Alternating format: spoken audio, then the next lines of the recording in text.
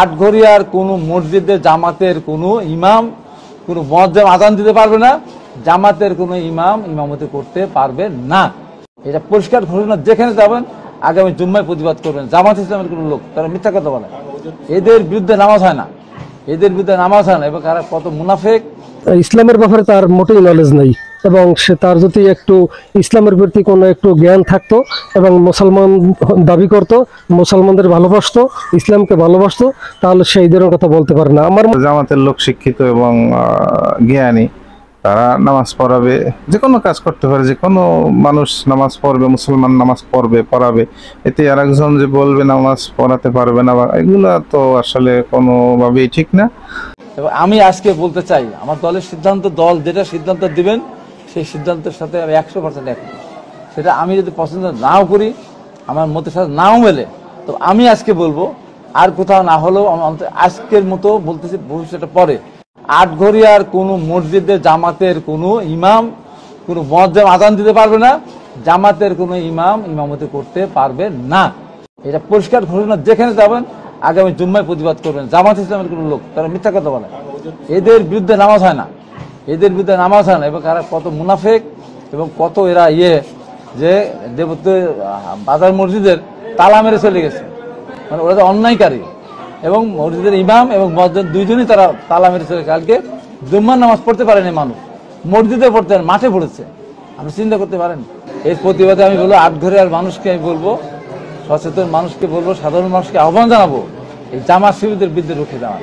এটা স্বাধীনতা বিরোধী, এরা এরা এরা রক্তকাটা গ্রুপ, এরা বাংলাদেশ স্বাধীনতা বিশ্বাস করে না, এরা 52 সালের ভাষা আন্দোলনকে বিশ্বাস করে না, ওরা শহীদ মিনারে যায় না, ওরা জাতির স্মৃতিসৌধে যায় না, এবং ওরা বাংলাদেশ স্বাধীনতা স্বীকার করে না।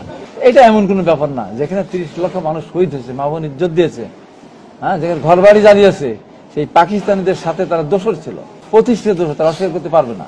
তারা রাজাকার সৃষ্টি করেছিল, রাজাকার সৃষ্টি করে স্বাধীনতার বিরুদ্ধে তারা অবস্থান গ্রহণ করেছিল।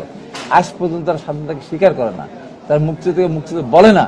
তাই আমি দেশবাসীকে জানাবো, এই স্বাধীনতা বিরোধী, এই রাজাকার, এই রক্তকাটা, এই সন্ত্রাসী, হত্যাকারী, খুনি এবং ধর্ম নিয়ে যারা মিথ্যাচার করে, এই আমার আটঘরের মাটিতে যেটা দেখলাম, কোরআন নিজেরা বলে কত বড় নৃশংস হায়না হলে এবং ধর্মের প্রতি তাদের কোনো অশ্রদ্ধা থাকলে নিজেরা কোরআন পুড়িয়ে এই কোরআন নিয়ে কালকে মিছিল করে সারা বিশ্বব্যাপী দেখাতে চেয়েছে যে এখানে এই বিএনপি লোকেরা কোরআন পুড়িয়েছে। মনে করেছে আওয়ামী লীগ ফ্যাসিস্ট বিদায় হয়েছে, রাষ্ট্রের ক্ষমতা এসেছে। এত সহজ না।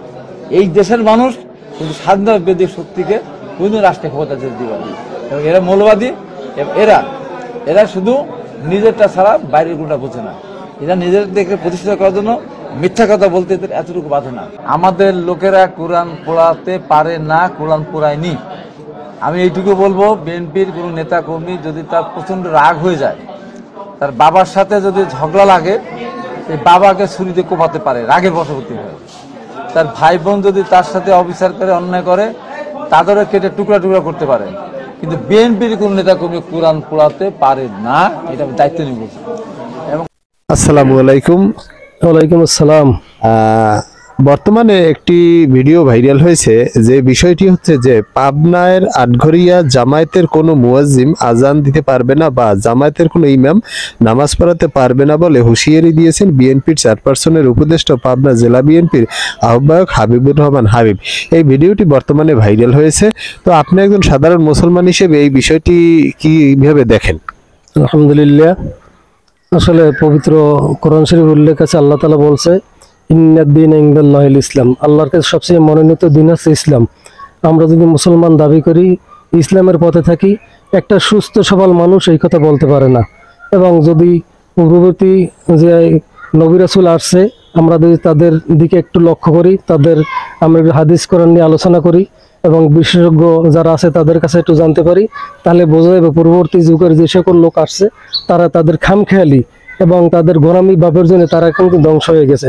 যদি কেউ মুসলমান দাবি করিয়ে, আজকে আমরা বাংলাদেশের 90% মুসলমান, সেই মুসলমান জন্মগ্রহণ করে আজকে যদি ইসলামের বিপক্ষে কোনো কথা বলে, পাবনা আটঘরে এখানে যে কথা বলছেন, যার যে প্রশ্নটা উঠছে এখানে, সে আমার মনে হয় যে এই ব্যাপারে ইসলামের ব্যাপারে তার মোটেই নলেজ নেই। এবং সে তার যদি একটু ইসলামের প্রতি কোনো একটু জ্ঞান থাকতো এবং মুসলমান দাবি করতো, মুসলমানদের ভালোবাসতো, ইসলামকে ভালোবাসতো, তাহলে সেই ধরনের কথা বলতে পারে না। আমার মনে হয় এই লোকটা একেবারে সম্পূর্ণ মেন্টাল হয়ে গেছে। তারা একটু পাবনা হসপিটালে ভর্তি করে তাদের একটু ট্রিটমেন্ট করানো উচিত। এবং আমরা এই বিষয়ে আমরা সর্বোপরি আমরা যে মুসলমান দাবি করি সকলের আমরা আমাদের যে সরকারের কাছে আমাদের একটু বিনীত আবেদন যাহাতে এর একটু পদক্ষেপ সরকার নেয় এবং সেই বিষয়টা আমরা এই দেশে দেখতে পারি। ধন্যবাদ আপনাকে। আসসালামু আলাইকুম ভাই। ওয়ালাইকুম আসসালাম ওয়া রাহমাতুল্লাহ। আপনার কাছে একটি প্রশ্ন, সেটি হচ্ছে বর্তমানে একটি ভিডিও অনলাইনে ভাইরাল হয়েছে, সেটি হচ্ছে পাবনার আটঘরিয়ায় জামায়াতের কোনো মুয়াজ্জিম আজান দিতে পারবে না বা জামায়াতের কোনো ইমাম নামাজ পড়াতে পারবে না বলে হুঁশিয়ারি দিয়েছেন বিএনপির চেয়ারপারসনের উপদেষ্টা পাবনা জেলা বিএনপির আহ্বায়ক হাবিবুর রহমান হাবিব, যে বিষয়টি এখন বর্তমানে ট্রেন্ডিং এ চলছে এবং ভাইরাল হয়েছে। তা আপনি একজন সাধারণ মুসলমান হিসেবে এটা কিভাবে দেখেন? দেখুন, আমি ভিডিওটা যদিও দেখি নাই, তবে যেই বলে থাকুক অবশ্যই সেটা ঠিক বলে নাই। কারণ যে নামাজ পড়ানোর মতো যার জ্ঞান আছে সে অবশ্যই নামাজ পড়াবে। তারা শিক্ষিত, জামাতের লোক শিক্ষিত এবং জ্ঞানী, তারা নামাজ পড়াবে। যে কোনো কাজ করতে পারে, যে কোনো মানুষ নামাজ পড়বে, মুসলমান নামাজ পড়বে, পড়াবে। এতে আর একজন যে বলবে নামাজ পড়াতে পারবে না, এগুলা তো আসলে কোনোভাবেই ঠিক না। মানে মূল কথা হচ্ছে যারা আলেম তারা তো নামাজ পড়াবে, ইসলামিকের ইতিহাস নিয়ে কথা বলবে, এটাই তো স্বাভাবিক নাকি? অবশ্যই অবশ্যই। আর যিনি বলেছেন তিনি হয়তো এই ধর্মীয় জ্ঞান তেমন তার নাই, বা জন্য সব উল্টোপাল্টা কথা বলে। ধন্যবাদ।